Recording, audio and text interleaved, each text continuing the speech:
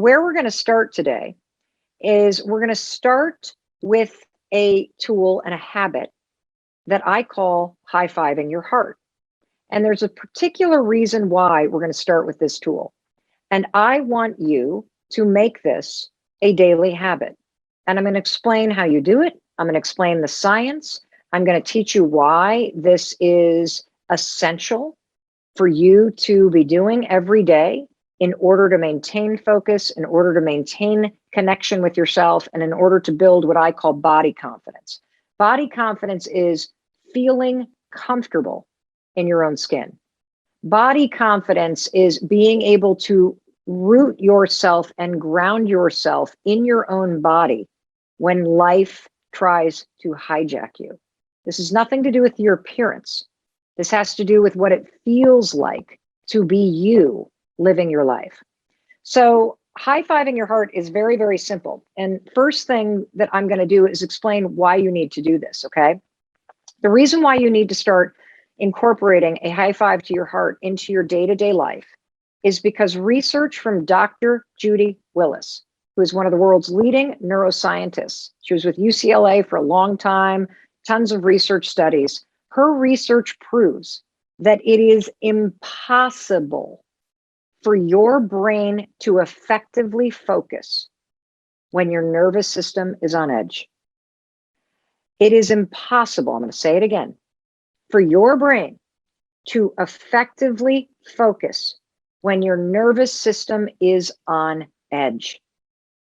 And the reason why you've got to learn how to high-five your heart is because it is a science-backed tool that will switch you from a state where what's called your sympathetic nervous system. Your sympathetic nervous system, you have two nervous systems in your body. Your sympathetic nervous system is the nervous system that is activated when you're feeling anxious, when you're on edge, when your heart is racing, when you feel like the next shoe's about to drop, when you watch the news.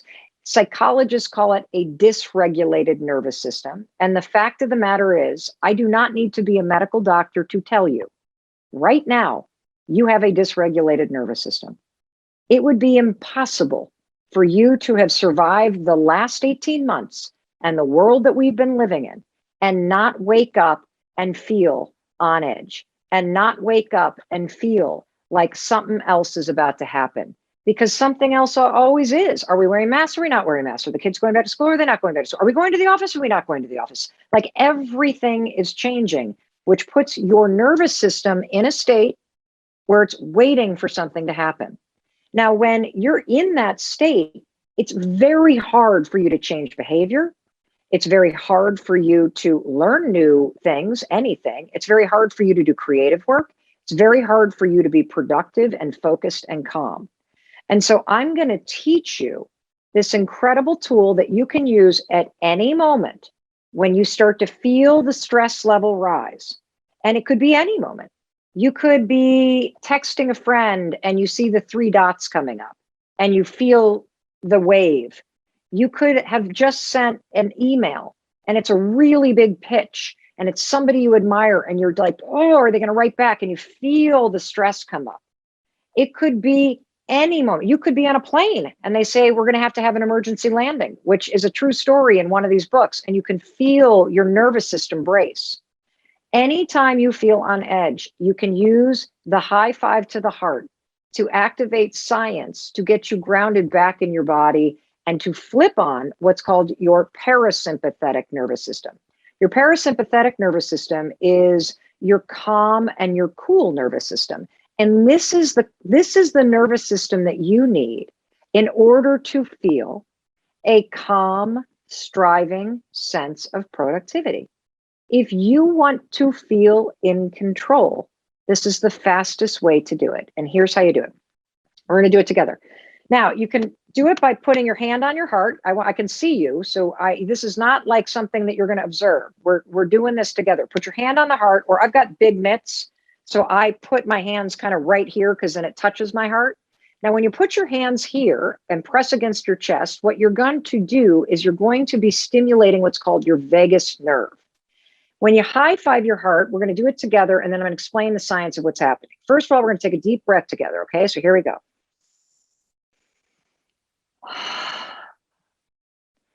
Then you're going to repeat 3 sentences to yourself while you hold your hands against your heart. You're going to say, I'm going to say it and pause so then you can say it. Here we go. I'm okay. I'm safe. I'm loved. And what's going to happen is you're going to repeat that to yourself. You can say it out loud. You can say it to yourself. You can think it. I'm okay. I'm safe. I'm loved. I'm okay. I'm safe. I'm loved. And there may be some mornings that you do this 53 times. There'll be some mornings that you do it once. If you can say those 3 sentences, I'm okay, I'm safe, I'm loved, while your hands are right here, you want to know what? It's true. In this moment, despite the fact that there's all kinds of stuff going on and your nervous system is on edge, you are safe, you are okay, and you are loved. And you're actually demonstrating that to yourself, and your brain sees it. Now, the reason why your hands go here on your heart is because the vagus nerve, which I've talked about in a couple of the trainings on Growth Day, because it is a treasure inside your body that you need to know how to use. Your vagus nerve runs all the way from your seat through every major organ, through your vocal cords, and up to the top of your head. When you put your hands on this part of your body, you are toning the vagus nerve. When you start to repeat those sentences, I'm okay, I'm safe, I'm loved, you are activating the vagus nerve, and it is the on-off switch between your sympathetic, on-edge, dysregulated, stressed-out nervous system and your parasympathetic, calm, cool, centered, grounded, in-control nervous system. Every single morning, I have the same habits. I wake up when the alarm rings and I count 5, 4, 3, 2, 1, and I get out of bed. I then put my hands on my heart and I give my heart a high five. And I say those same 3 sentences over and over until I feel myself grounded in my body. Then I make my bed. And with a calm and cool nervous system, I then go into the bathroom and I practice one of the other habits that we're going to talk about today, called the high five habit. And what it does is it allows me to begin my day set up for success. It allows me to have a level of being comfortable in my own skin and calm and cool and centered and present before the rest of the world comes in.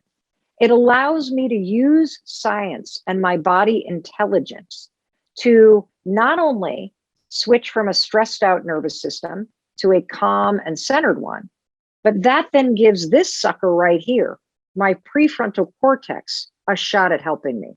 Because now that my nervous system is calmed down and cool, now I can focus on what I actually want to do. Because if you're in a stressed out state, it's impossible to focus. I can give you an example. Let's say, as you're sitting here watching this Growth Day training, the fire alarm goes off and you smell smoke and you start to hear crackling and there's a fire happening. Would you be able to do a math problem in that moment? Of course not, because your alarm system in your body is going and it overrides your clear thinking. This is what's happening to you all day long right now. One of the reasons why the exterior world, the chaos around us, all the uncertainty, and let's not forget the sustained situation that you've been living through, which has caused you to feel on edge and to feel stressed out. You're not the only one. We are all emotionally gassed. This is why it's hard for you to focus. A lot of it has to do with your nervous system. And that's why I want you to practice this. And it does work if you have a mindfulness or a meditation or some other type of mindfulness practice. It does work hand in hand with these things. I'm here to tell you, you have to start to take advantage of what happens when you become in control of your own body and nervous system response. It is a game changer. Game changer. You will be less triggered. You will be more focused. You will feel more energized. You will be able to direct your attention on what you want. You will not feel emotionally spent at the end of the day. because you know how to bring yourself back into your body. Hey, it's Brendan. I want to jump in here real quick. If you're really loving this training and you'd actually like to see Mel Robbins coaching you live every single month, make sure you go to growthday.com and become an official member of Growth Day. Growth Day is the world's all-in-one personal development app. It has your digital journal, your goal planning. It has your ability to take online wellness challenges and personal development challenges. It has courses, audiobooks, and an incredible community from around the world of people just like you who are inspired to live beyond mediocrity, who are inspired to develop themselves so they're better parents, caregivers, leaders, team members, contributors to the future. If you really want to change your life and go to the next level, please make sure you go to growthday.com, because if you sign up for the pro membership, you get me live training and coaching you every month, as well as Mel Robbins and 10 other personal growth and wellness teachers from around the world. I know you will love this app. So go to growthday.com and check that out right now. Now, as I go on to the next tool that I'm going to teach you, which is the high five habit, I think I've explained it once or twice here, but it bears repeating because you need this. And by the way, keep writing down your questions, because I'm going to give you 3 things that you can do, all grounded in science. You have one already, the high five to the heart. We're going to talk next about this moment in the mirror that I call the high five habit, which, if you have not heard what this is, it is going to sound corny. It is going to sound weird. You are going to resist this idea. And if you resist this, it is the biggest mistake of your life. I am probably, next to Brendan and some of the other coaches, one of the most successful and productive and fulfilled people you will ever meet. And I didn't even understand how fulfillment or happiness truly could feel or be part of your day-to-day life until I discovered the high five habit. The 5-second rule made me a machine when it came to pushing through and getting stuff done and checking things off the list and go, go, go, go, go. The high five habit has taught me how to truly be fulfilled and be connected to myself, to support myself. And that's what you need right now. You can't rely on anything outside of you. You cannot rely on the world fixing itself. You have to find your power inside you. When you know that you can have your own back, and when you know that you can literally move the needle on anything through your own attitude and your own effort, you will have a sense of confidence you've never experienced before. I see Bridget asked, does the high five habit serve as a reset for our brains? Yes, it does. In fact, it does something even more profound than a reset for your brain. What it does, Bridget, is, and this is a game changer, and I'm going to explain the science right now. It not only hits the reset button and breaks all of those negative habits that are in your mind, the negative self-talk, the bashing, the judgment, the shame, all of it. It hits the reset button on that. And more importantly, it programs in an entirely new soundtrack as it relates to how you see yourself. And you want to know the coolest part, everybody? You don't have to say a darn thing. Your body and your mind are designed to do this for you. And so I'm going to explain the science to you, because this is honestly bananas.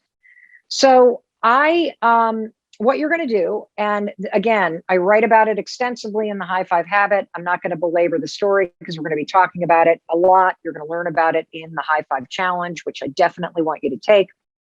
You'll learn about it when you read the book, which I absolutely want you to get. It is the best thing I've ever put out. But let me tell you what the high five habit is, okay?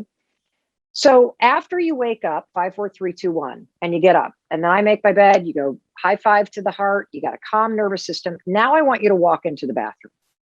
And when you walk into the bathroom and you stand with yourself in front of the mirror, I want you to take a moment, okay? And I want you to just be with yourself.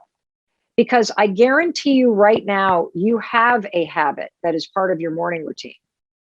And that habit that you have that's part of your morning routine is the opposite of a high five. This is the part of your morning routine, where you're brushing your teeth and you basically check out and you start to bash your appearance, or you ignore yourself, or you think about the day ahead and you automatically think about everything that's about to go wrong or that you haven't done. This is the part of your morning routine that is a habit where your mindset goes negative.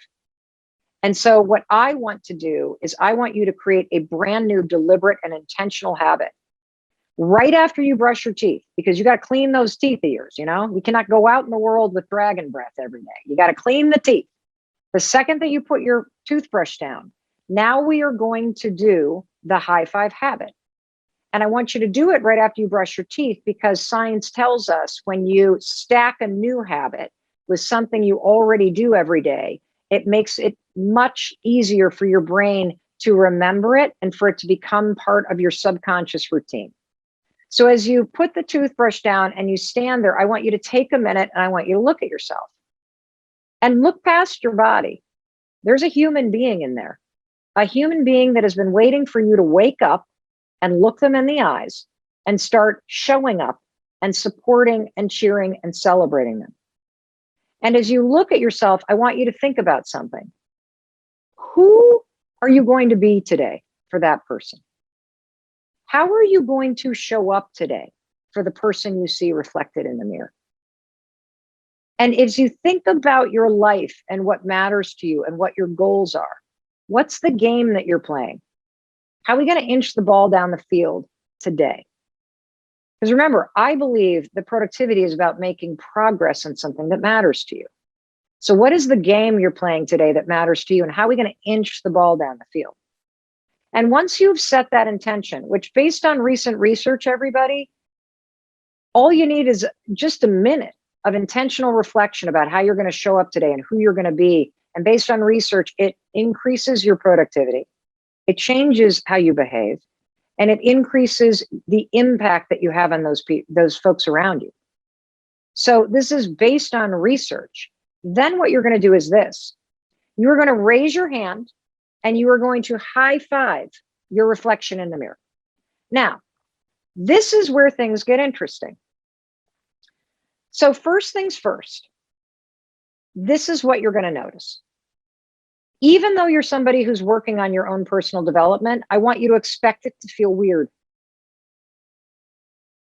I want you to resist it. I want you to expect that you're going to do it. Okay? You should expect that you will stand there tomorrow morning and you're going to feel weird and you're going to resist it. And I want to unpack why you're going to feel that way. Because one of the reasons why you feel that way is based in science. The other reason why you feel that way is based in psychology, and it's sad. It's really sad. Because this resistance, everybody, this is what's keeping you from having the happiness and the fulfillment that you deserve. So let's talk about what's there between you and high-fiving the person you see staring back at you.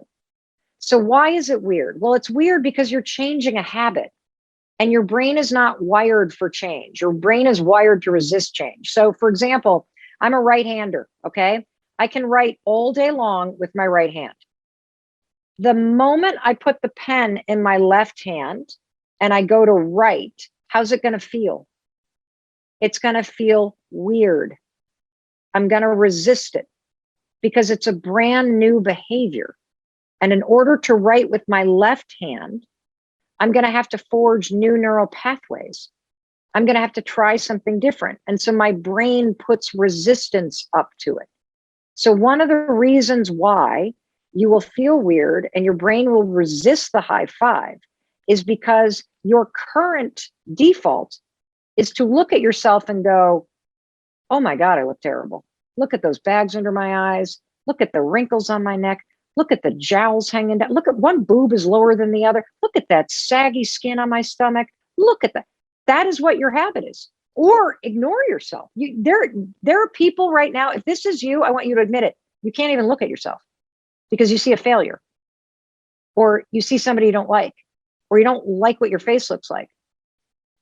You know that guy, Sean T, the amazing, energetic exercise, like amazing dude. I talked to him yesterday. He admitted to me that for years he couldn't look at his face because he hated how he looked. This is most people's day-to-day experience. So it's going to feel weird because I'm asking you to do the opposite of what you normally do, and it's new. Second reason why you're going to resist it. And this is where it gets sad, everybody. This is where it gets really sad and really deep. When you stand before yourself in front of a mirror and you look at yourself, you drag with you your entire past. Standing between you and the person you see reflected is everything that's been done to you. It's all of the abuse and the trauma and the mistakes and the disappointment and the heartache. And so many of you take all the stuff, the bad stuff that's happened to you or in your life, and you use that as evidence to say, I'm a failure. I'm not worthy. I don't deserve it. See all this evidence? That person I see is not somebody who deserves a high five because of what's happened to them. Or maybe, like the rest of us, you've done things in your past that you deeply regret. You were doing things because you were trying to survive and you haven't forgiven yourself. And so you stand there every morning and subconsciously what's there is judgment. And so if you're resisting raising your hand and celebrating yourself just for standing there and just for being there and just for showing up for another day, despite all the stuff that's happened to you, the resistance is the problem. Because until you forgive yourself, until you start to look yourself in the eye and say, because of all this stuff, I deserve a high five. I've survived this because of everything that has happened to me. And because I still show up and try a little harder, I deserve support. I deserve celebration, and I need it. I need it. It's so obvious, and yet none of us do this. We stand in judgment. You think because you got fired or your last business failed, you are a failure. And that's why you won't cheer for yourself right now. You want to know this third reason why people feel resistance to doing this? It's because you have bought into this lie that until you get to that number on the scale, until you have the money in the bank account, until you drive that right car or launch that right business, or you have the person that somehow has chosen you and loves you, until you have the right body, or you live in the right neighborhood, or your hair isn't so kinky, or whatever the hell it is that you say to yourself, until you get those things, you do not deserve celebration. Do you know how ridiculous that is? Ridiculous. You know what that's like? Have you ever watched a marathon, where runners are running 26.2 miles? Do the spectators stand back with their arms crossed at mile 8 and go, I'm not cheering for you. You're only at mile 8, you loser. You're not even running that fast. Is that what the spectators do at a marathon race? I don't think so. They're clapping. They're high-fiving people. They're raising their hands and celebrating. It's the empowerment, the celebration, the support, every step of the way that keeps somebody going. Do you understand? I didn't understand this, everybody. I used to be that person that stood in front of the mirror, and despite the fact that I make millions of dollars and I have a healthy family and I am healthy and I have built a business and I have literally clawed my way out of almost $1 million in debt, I used to stand in front of a mirror just a year ago and see a woman who has fucked up her life. I used to stand in front of a mirror and judge myself for all of the horrible things, many of which I write about in this book. You're going to read this book and be like, Mel Robbins, you were like in law school? Woohoo, girl, you're screwed up. You make me feel like I'm normal. Woohoo, girl.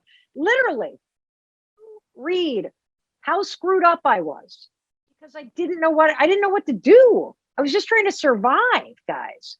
My nervous system was so out of whack. I was constantly stressed out, constantly anxious, constantly reacting. I didn't understand half this stuff until I started digging into this book. I only discovered the high five habit because when the pandemic hit, and it's not a pandemic book, nobody wants to hear more about the pandemic. But when the pandemic hit, I literally lost my dream job. Every speech I had booked for a year got canceled. My old publisher canceled my book contract and then wanted the money back. I found myself like in a state of free fall.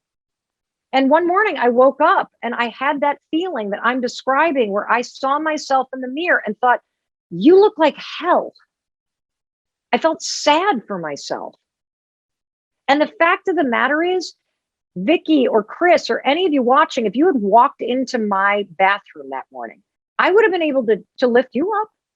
I would have forgotten about my own problems and I would have been able to pick, just like you can pick up everybody in your family.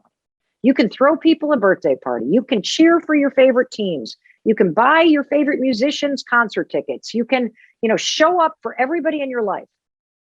But when it comes to consistently showing up for yourself, none of us have been trained how to do it. And one of the reasons why this high five habit, as cheesy as it sounds, and as much as you're going to resist it, the reason why this is so powerful is because you don't have to do anything. Your body is actually designed to receive this. So I'm going to explain this. So in the comments, I want you to write down right now, when you give somebody a high five or somebody high fives you back, what does that gesture communicate without saying a word? You go to high five somebody. What does it say? I want to see it in the comments. You high five somebody. What does it say? I care about you. Yep. I support you. You're cool. You rock. Great job. You're awesome. You're amazing. Celebration, acknowledgement. I love you. We're jumping it. We're connecting. Exactly. Have you ever high fived somebody with the intention, I hate you? Of course not. No, it's only ever a positive gesture. You've been doing it your entire life. Now comes the cool part, everybody. When you stand in front of a mirror and you raise your hand in celebration of yourself and you do that gesture, you don't have to think anything. The gesture alone communicates everything. All of that stuff that you guys just put in the comments, it's already programmed right here into the subconscious part of your brain. The second that you raise your hand, this is called neurobics. It's an entire field of study, neuroplasticity plus aerobic physical activity. When you do something physical that's unexpected, like high-fiving your own reflection, you don't ever do that, and you marry it with a positive thought, it's the fastest way to create new neural pathways. The positive thought is already in your brain. The reason why you can't think something negative when you high five yourself, you may feel a little weird because it's new, but you can't think something negative, is because your brain won't allow it. It's already got this motion fused with, I believe you, I love you, I got you, we're in this, let's go, come on now, pick your chin up, come on, you got this. That's what's in this. Celebration, love, support, connection, all hardwired. You don't have to do anything. I was talking to another one of the growth day teachers, Dr. Daniel Amen. He flipped out over this thing. He said, Mel, do you realize why you feel energized after you've done this 5 days in a row? I'm like, no, why? He goes, well, because think about what you do when you cross the finish line, everybody. What do? You put your hands in the air. What do you do when you wave hello to somebody? You put your hands in the air. What do you do when you hug somebody? You put your hands in the air. What do you do when you high five somebody? You put your hands in the air. Your nervous system is also coded and encoded with that energy of celebration when you raise your hand in that manner. So if you keep practicing and making this part of your morning routine, it's going to re-energize you. It's going to work because your nervous system is programmed this way from a lifetime of experience. The other reason why it works is, and you feel your mood boost, everybody, is because you get a drip of dopamine when you do this. How cool is that? So when you talk about calm, striving, productivity, being grounded in yourself, you got your nervous system now working for you. Now you got your brain shutting up that jerk that lives in your head, silencing it, and then reprogramming. This is not even a reset, everybody. This is a complete reprogramming. Do you know I've been doing this now for over a year? I don't even need to raise my hand to feel the effect of this. I have completely and utterly reprogrammed my own brain.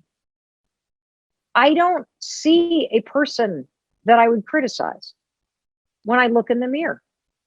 Just like I would never criticize one of my kids, at least not to their face, you know.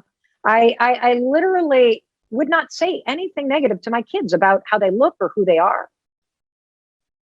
It wouldn't even occur to me to do that now. Do you know I've spent 45 years beating the hell out of myself? How exactly is being hard on yourself helping you? How exactly is harping on what you're doing wrong helping you? It's not. It's just that nobody trained your parents how to cheer for themselves, which means they didn't train you. And so what I'm offering between the high five of the heart and this little ritual every morning is to stand in front of a mirror and to raise your hand, and every single day send yourself into the game of life, knowing that no matter what comes your way, you got your own back, that you're doing your best, that you support yourself, that you've got your own back, that you love yourself, that you believe in yourself. It's absolutely unbelievable how powerful this is. And I have the science to prove it. So if you're a science nut like I am, I tell you the story in chapter 1. Chapter 2 is nothing but science, including the fact that there was a research study done about NBA teams. So we got sports fans here. Check this out. So NBA teams, they did this study where they wanted to know, are there any like patterns that you could trace back if you took the championship teams and then trace back all the way back to the preseason?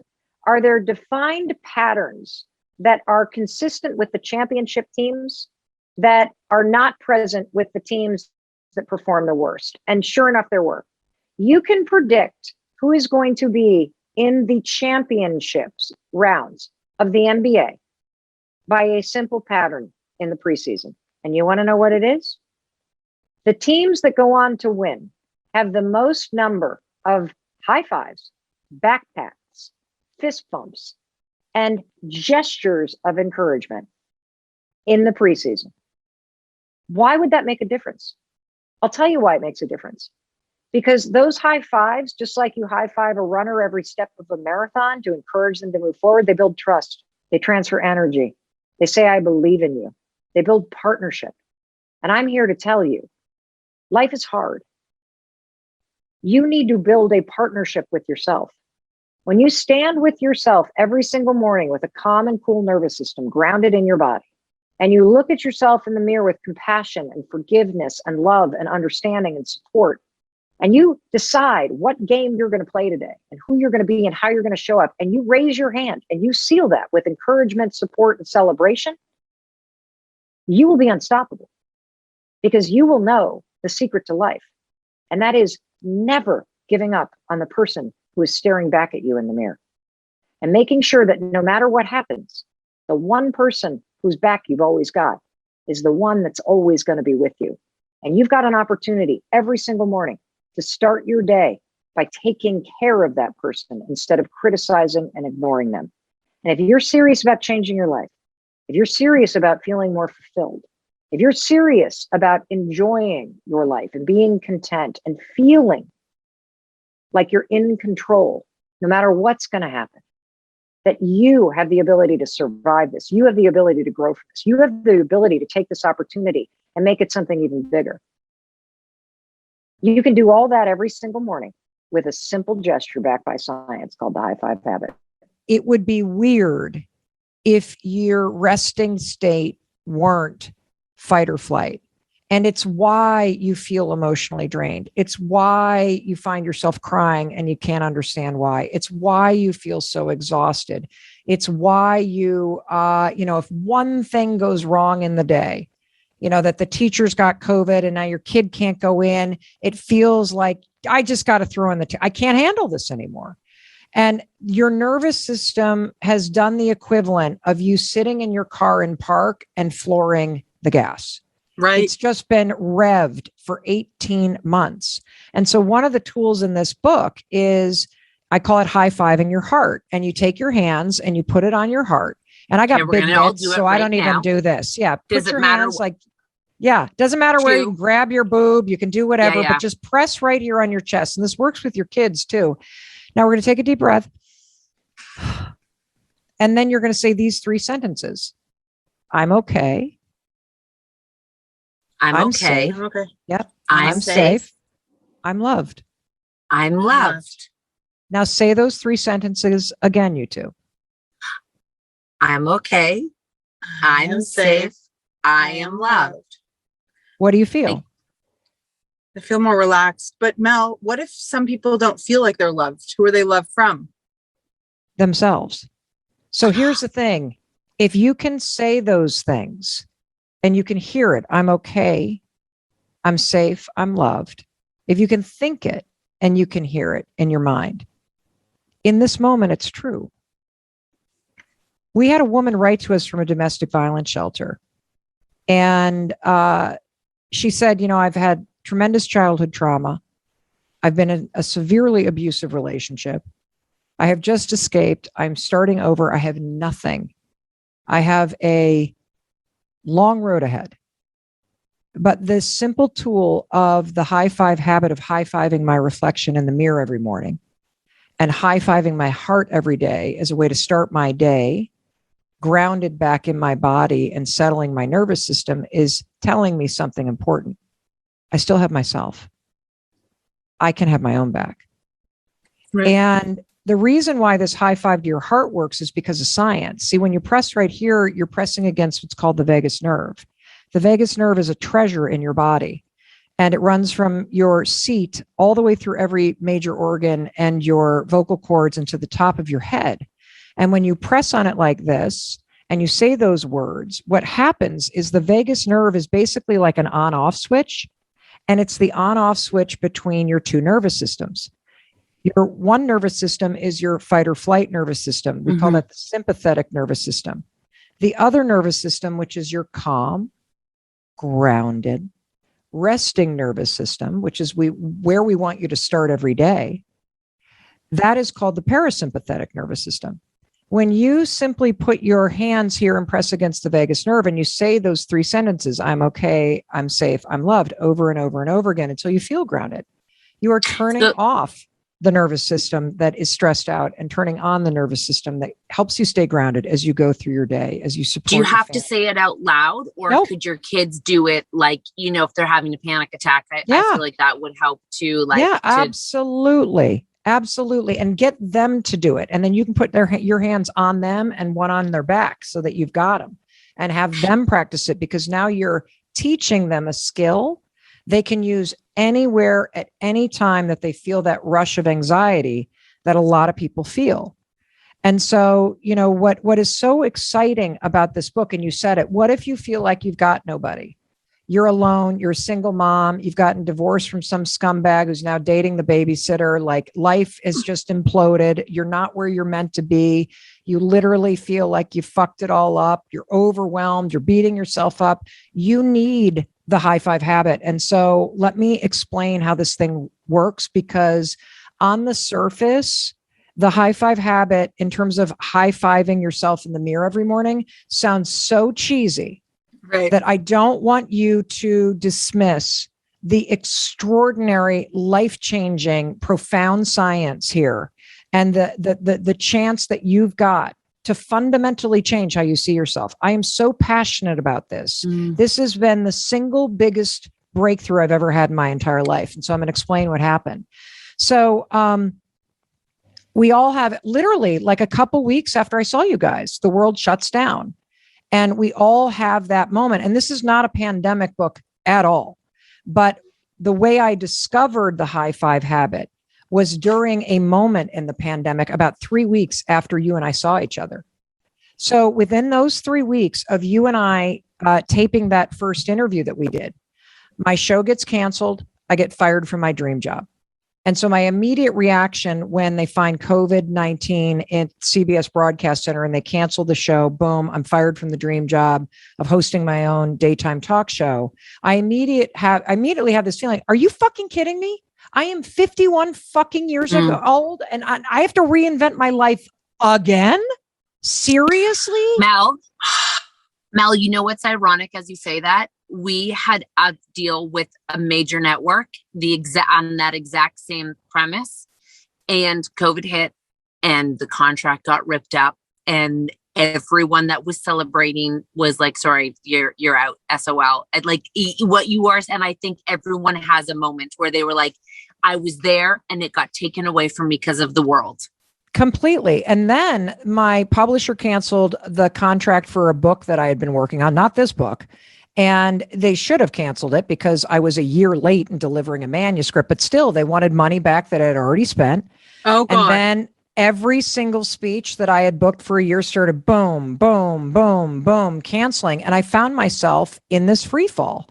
And, look, like my origin story, as everybody knows from listening to the first podcast, is 13 years ago. My husband and I were nearly $1 million in debt, and I was drinking myself into the ground because I was paralyzed. So this moment was triggering all those old fears. I'm about to lose everything again. Now, on top of it, there were none of these bailout loans for small businesses. So I'm like, how the fuck am I going to make payroll? How am I going to take care of the 11 people and families that work for me? And then on top of that, and everybody that listens to you can understand this, my kids were in crisis. College had imploded. They were home. They were grieving. They were pissed off. They were frustrated. They were sad. There was a tsunami of emotions. And so for the first 3 weeks, and were there blessings from COVID? Of course. I'll never get that time again with our adult kids, ever. It was a huge blessing in so many ways. Did it change my business? Of course. I never would have discovered the high five habit.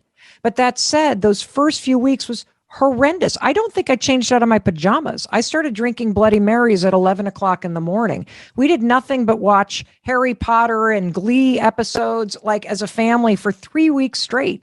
And so one morning I wake up and I feel the weight of the world on my shoulders.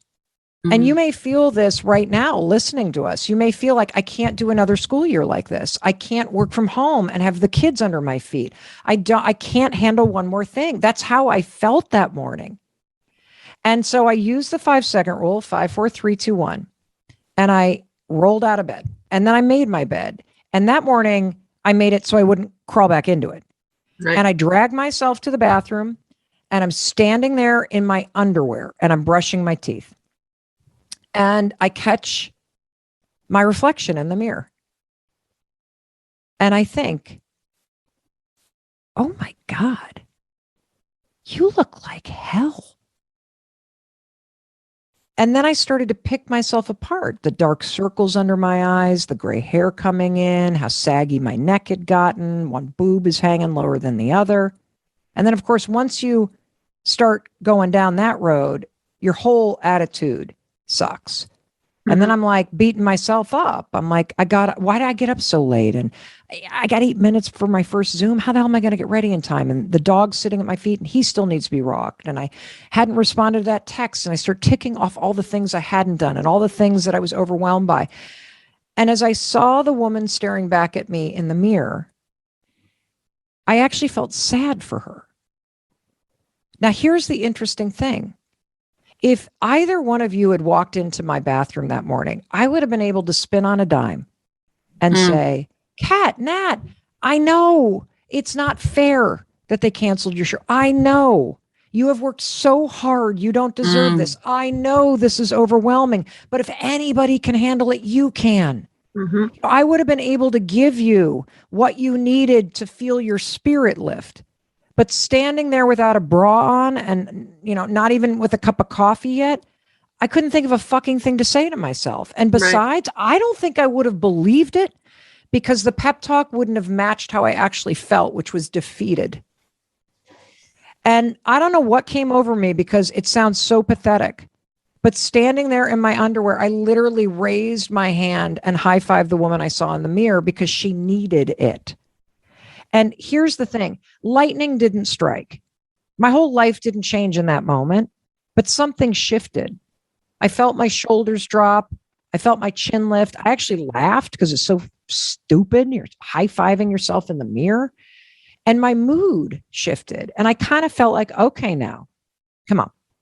You got this, Mel. And I sent myself into the day feeling a little better. Now, it was the second morning where things really shifted. So I wake up, 5, 4, 3, 2, 1. I get out of bed, I make my bed, and I start walking to the bathroom. And this is where things get profound, you two. And, especially for our daughters, this is profound. As I started walking to the bathroom, I had this experience that I've never had in my entire life. And it's this. You know how, like, when you're walking to meet a friend and you're about to walk into a cafe and you're about to see somebody you really like, how do you feel? Excited. Yeah, excited. I actually felt that about seeing myself. Wow. In the 53 years that I've been alive, I don't think I've ever been excited to see the human being, Mel Robbins. I've been excited to see what an outfit might look like, or excited to see what my eyeshadow color might look like. But to see me, the human being, never.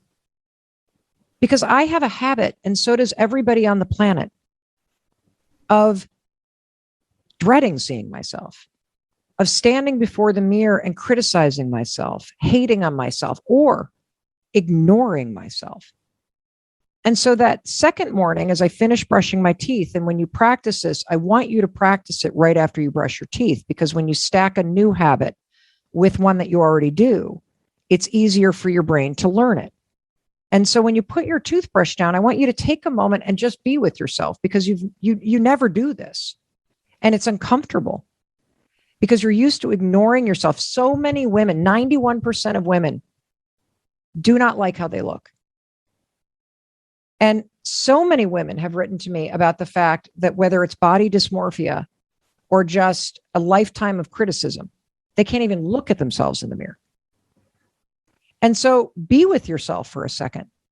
And then I want you to do something. I want you to look at the human being, not the body, the human being that's staring there, that has been dying for you to wake up and realize she's there.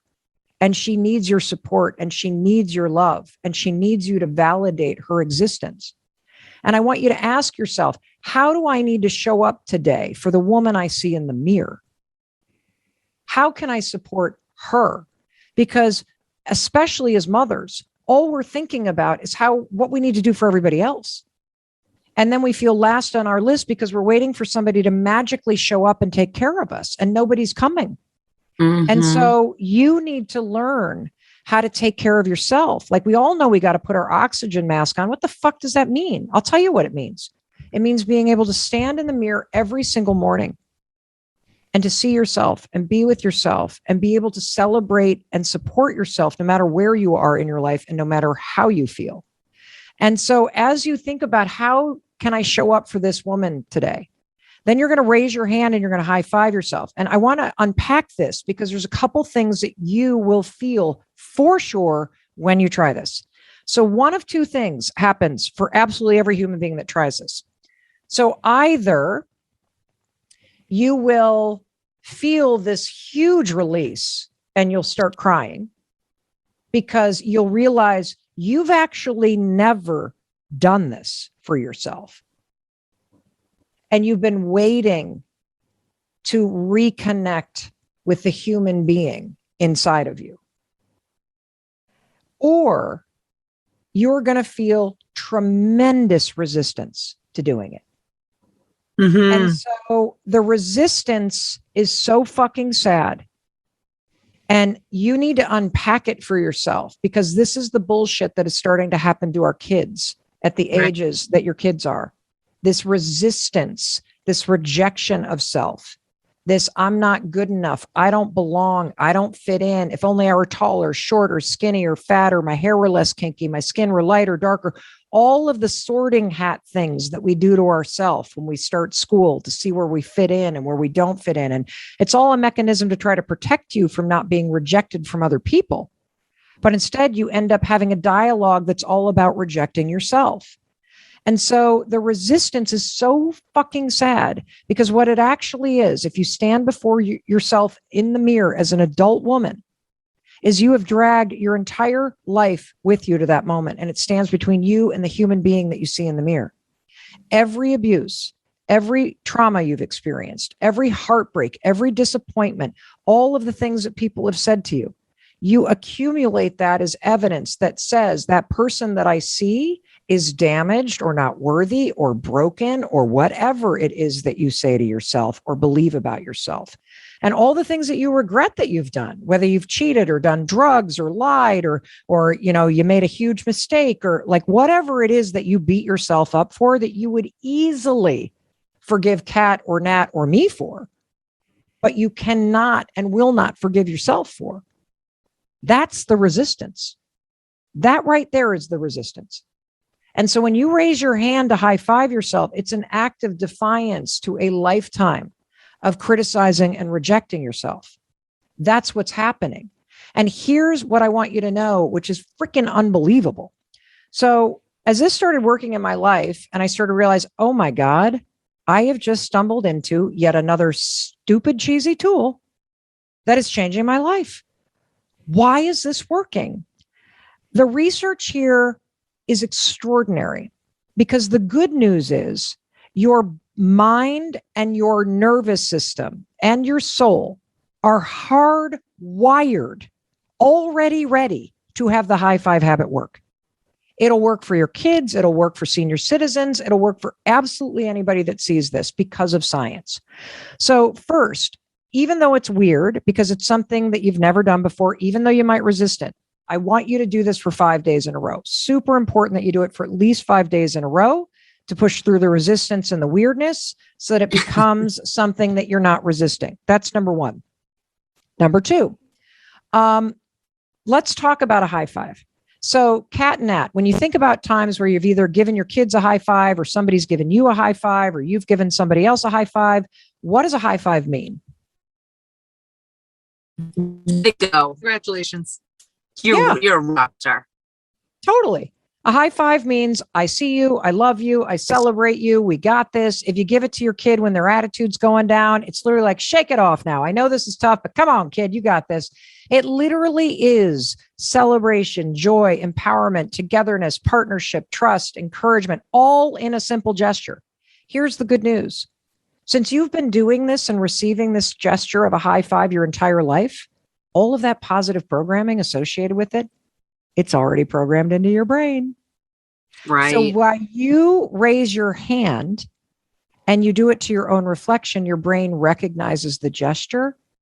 It silences the critic. You can't think a negative thought and do this. Your brain won't allow it. You can feel weird. You can feel the resistance, but you can't think, you fucking suck. You're not good enough. You've screwed up your life. You can't do it. You don't even have to say anything because the gesture alone triggers your brain to go, oh, I believe in you. I feel you. I see you. I got you. Let's go. It already knows what it means. And it starts to silence the default criticism that runs on your brain in autopilot and reprogram in encouragement, celebration, and empowerment with your own reflection. And there's even more. I talked to Dr. Daniel Amen, who's the world's leading expert on the brain. He went crazy about this thing. He basically said, Mel, do you know why this works? I'm like, no, tell me why it works. He said, first of all, one of the reasons why you feel a little bit more energized when you do this over and over and over again is because your nervous system understands the gesture. And I said, well, what do you mean? He said, well, think about it. When you wave hello, what are you doing? You're raising your hand. When you hug somebody, what are you doing? You're raising your hand. When you pat somebody on the back, you're raising your hand. When you high five somebody, you're raising your hand. When you cross the finish line, you raise your hands. Doing this repeatedly with your own reflection as your brain is having all these positive subconscious thoughts, your nervous system goes, oh, yeah, that's right, celebration. So you start to feel that jolt and that energy within yourself the more you do this. The second thing that happens is you feel your mood boost, or if it's super heavy, you feel it lighten. Why? Well, because when you receive a high five from somebody else, your brain gives you a drip of dopamine, the chemical that's the feel-good, happy chemical. When you do it to yourself, the same thing happens. What is your secret to staying young at heart and young in your mind? Staying connected. Staying connected to your friends, old friends. I've always had a man in my life. I've been very lucky about that. What does that mean? I've always had a man in my life. Because how long were you married? 45 years. He died of cancer. How old were you? 68. Okay. And about a year and a half later, I met a man. Mm-hmm. And I thought I'd fallen in love. And my children thought it was way too early for me to have a man in my life. I didn't feel that way. Well, you're not one of my boys. I don't think Chris felt that way either. Well, the other two did. And but I don't think they remembered that Ken was sick for 2 years. That's true. So I was alone for 2 years as far as having someone loving me. Yeah. So I was with Bill for a while, and we had our differences. And after 2 years, we went our separate ways. And soon after that, I met another guy who is local. And, Hans and I were together for 10 years. 10 years? Yeah, can you believe that? No. Yeah, we were. Wow. But he's the nicest, sweetest man, as you know. Yes, but he love just him. doesn't have the energy that I have. Yeah. And I was constantly, arranging all our social life and all our trips. We did a lot of traveling, but I was the one that was doing it. Mm. And so I eventually got him to move back into his own house and then down the line into a retirement community, which he's very happy. And I still see him, and we're very good friends. Yes. I very love good him. friends. We love Hans. And then I met another guy who's in town, and actually it was me who met John. Yeah. I mean, I knew John, but I saw him at this artist thing. You were there. Oh, this is when I first moved here and I was Yeah. having constant anxiety Yeah. and hating my life and Yeah. thinking I'm now going to a place where people live when they're about to die. Yeah. Yeah. I didn't realize that's where you met him. Yeah. Okay. Well, I didn't meet him. I already knew him. Okay. But something else was happening later in the week. I don't know, some concert or something. And so I just went up to John and I said, "Would you like to go?" And he said, "Yeah." But he also had a girlfriend in Canada. So that went on for a while. And then he gave her up. And he picked you up. Yeah. And so we're together, and he makes me very happy. And he has a lot of energy. And he organizes everything. Like Amazing. going to a dude ranch. We just got back from a dude ranch, as you know. Yes. So 85 years old, the two of you go off on your first trip together and you go to a dude ranch in Montana where I understand you are learning how to herd cattle on horseback. Yeah, we did. We did a cattle drive. It was awesome. And you're not like a horse person. This is not Well, like no. a thing. Well, how long had it been since you had truly been on a horse, though? I don't know, 40 years. All right. So staying connected. But but you went for long periods of time not in relationships, though. No, I probably started seeing Hans about a month after I broke up with Bill. Jesus, Judy. Wow. So you Okay. see, I haven't been alone. Okay. Well, Oh, you're funny. yeah, no, I'm very fortunate that way. you Yeah. know? Well, you create what you want Yeah. and you put yourself out there.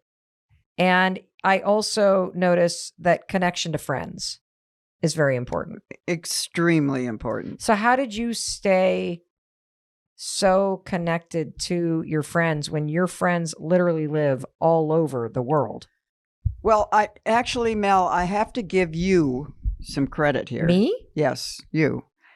Because after Ken died, and I didn't have anybody in my life, and I'll never forget this either.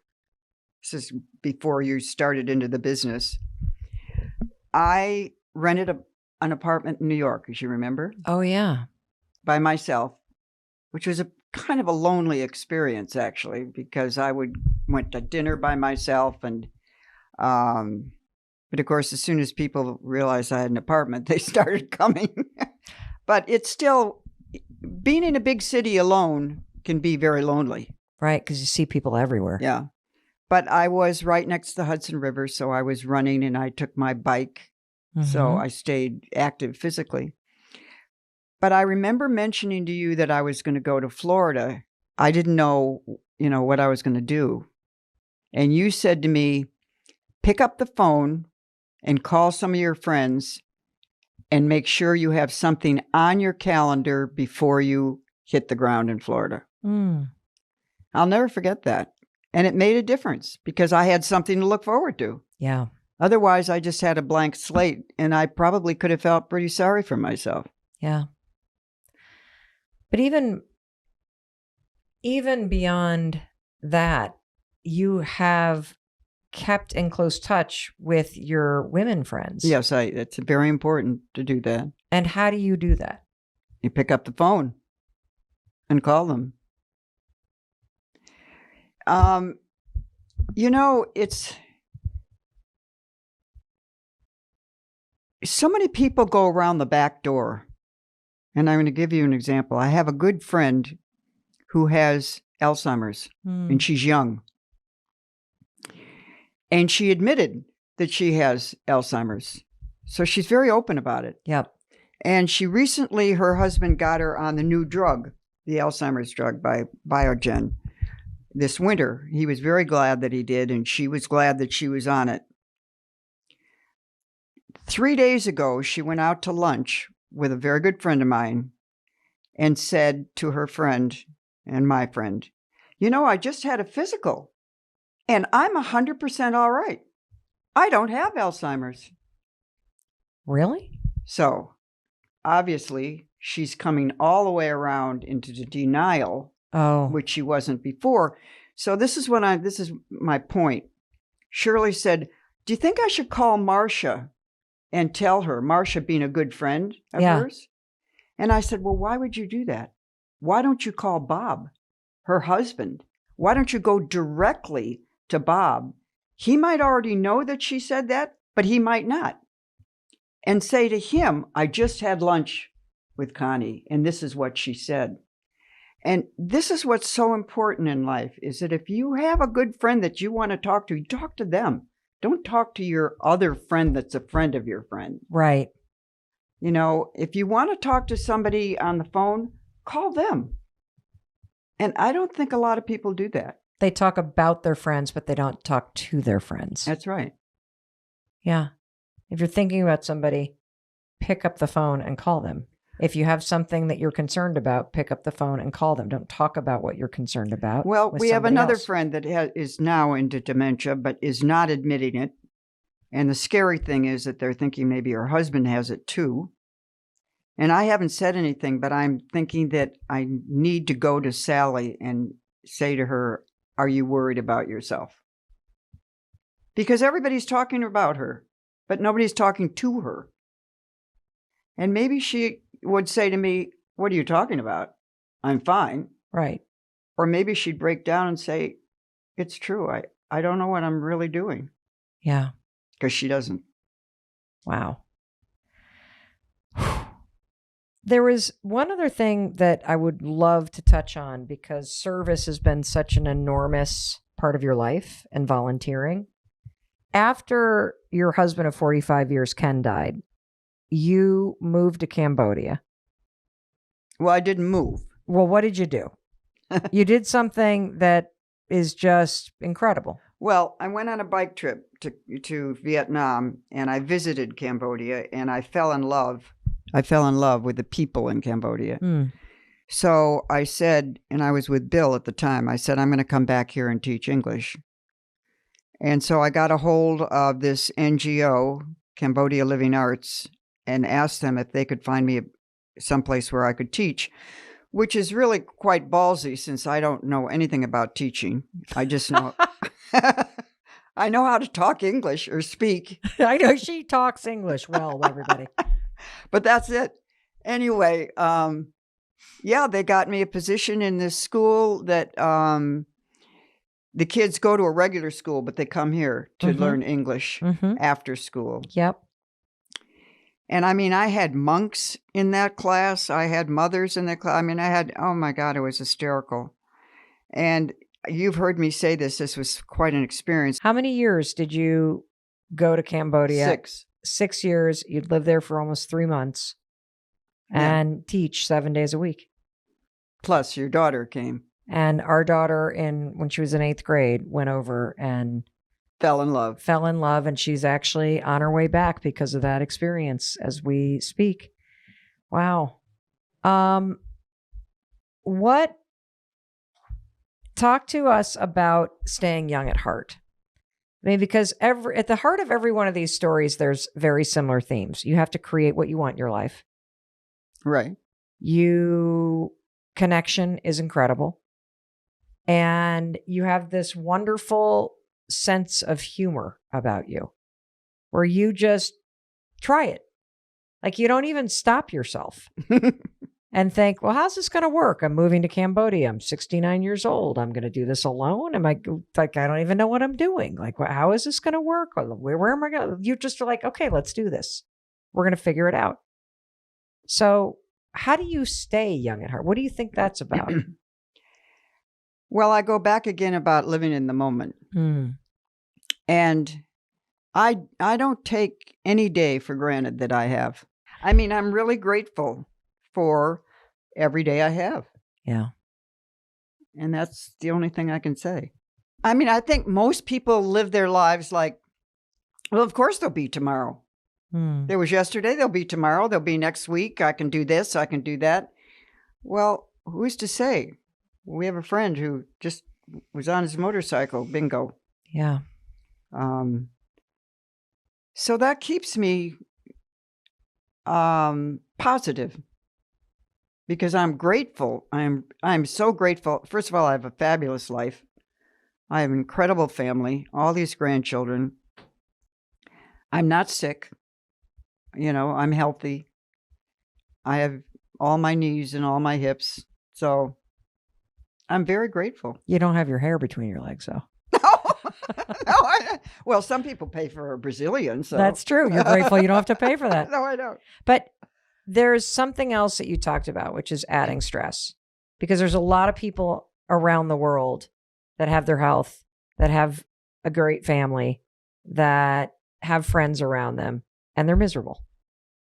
Well, because they're expecting something else that they don't have. And there is nothing else. You have what you have right now at the moment and don't expect anything more. And I think people live in a lot of disappointment because they think about what they'd like to have or what their neighbor has or something other than what they have this moment. And that creates the stress because if there's something out there that you want and you don't have it, that's stress in itself. Right. Well, what's also amazing about that perspective is if you're not happy and grateful for the things that you have now, why on earth do you think you're going to be happy and grateful when you get something you don't have? And how do you know you're going to have it? Yeah, like you need to learn how to appreciate everything on the way. Exactly. And until you do that, you're never going to be happy. No. Because you're always going to be expecting something more and wanting something more and then thinking that you deserve more. And that mindset also keeps you from not only appreciating everything that's right in front of you, like the day that you have, but it also makes you, somehow it like prevents you from realizing you can create it. Like you can learn how to wake up every day and be grateful for this day and just put your head down and do the work to create what you want. Be thankful what you do have. Don't think about what you wish you had. I'll always remember, and I think this is true of every child. My mother used to say, you're going to wish your life away. Because we'd say, oh, I wish I could have. I wish I could do. I wish I could go. As a child, we're always wishing. She'd say, you're going to wish your life away. Well, what are you wishing for? Just be grateful for what you have right this minute. Because who knows what you're wishing for might not be right anyhow. It's true.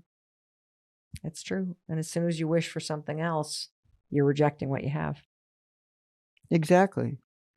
Wow. Is there anything else that you want to share or that you can think of, or mistakes that you think people make?